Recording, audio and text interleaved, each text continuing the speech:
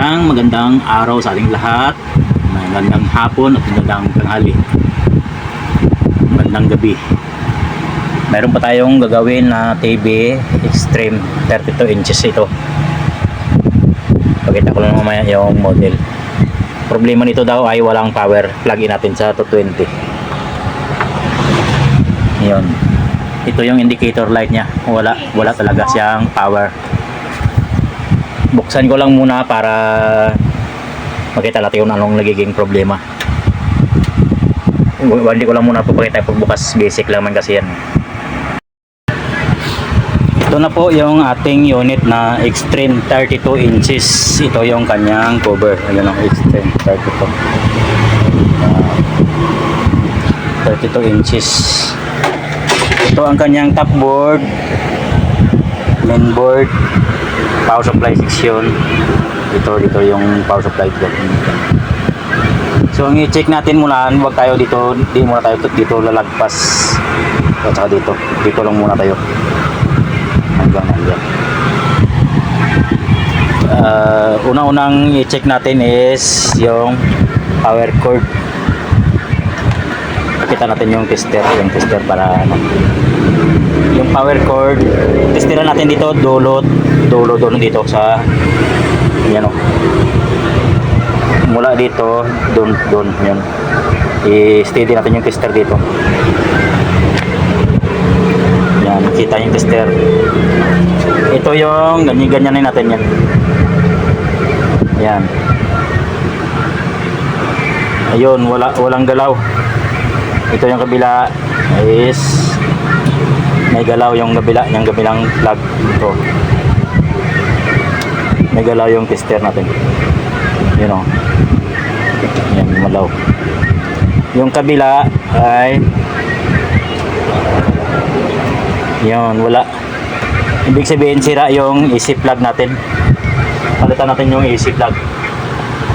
Maghahanap lang muna ako yung AC plug. Palitan natin ng magandang klase.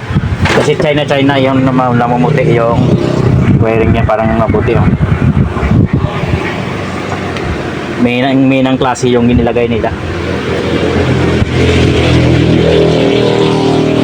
Hanap muna ako ng magandang klase na plug. Ito, may nahanap tayong magandang klase ito. Palitan natin yan. Kasi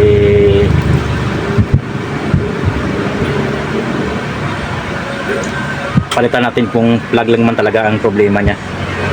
Kasi di pa natin na check.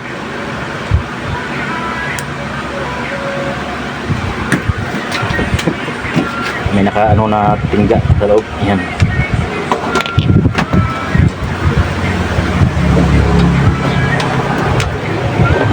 Yan. Tapos palit natin itong bago natin na wire. AC plug. AC plug tawag ito.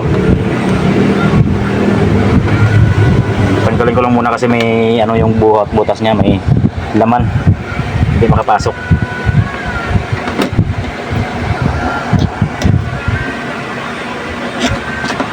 Siguro ang problema ito wire lang man talaga, walang problema iba.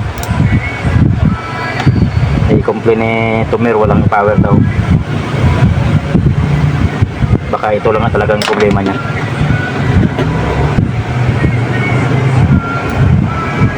Ayan. Ayan, tanggalan.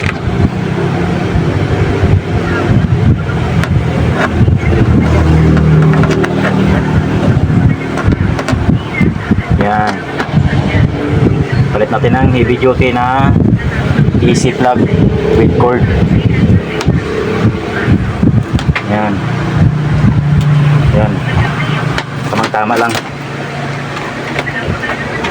Tapos i-plug in natin sa 220. Yan, napalitan na natin yan. Basic lang pala ang problema siguro. Sana wala tayong indicator light pala. Kabit ko lang muna yung ito niya, yung pindutan.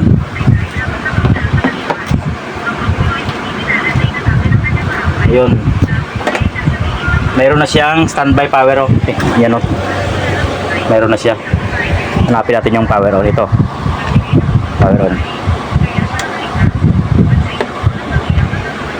Yun, nag-ilaw na. Silipin natin kung normal yung nagiging display. Ayan, normal naman display niya. Wala naman siyang problema yan, no? No signal. So, ang sira ay AC plug lang mismo.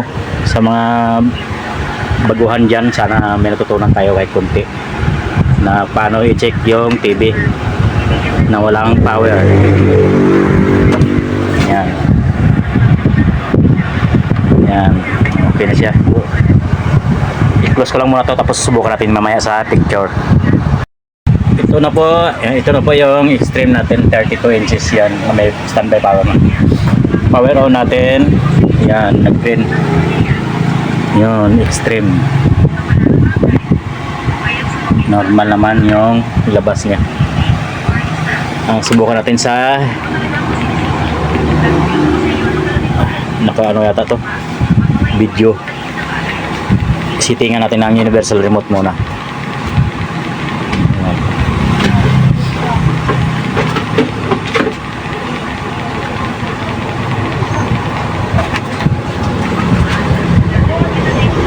Ayaw mag-sit ng universal remote, tagal. Stick doon higit.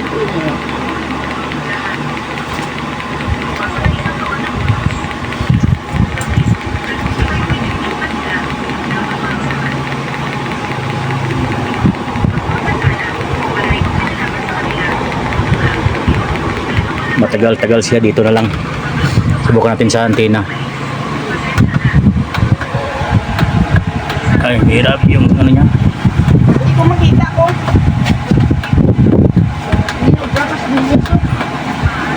Ayan, HDMI 1. Ilagay yung TV.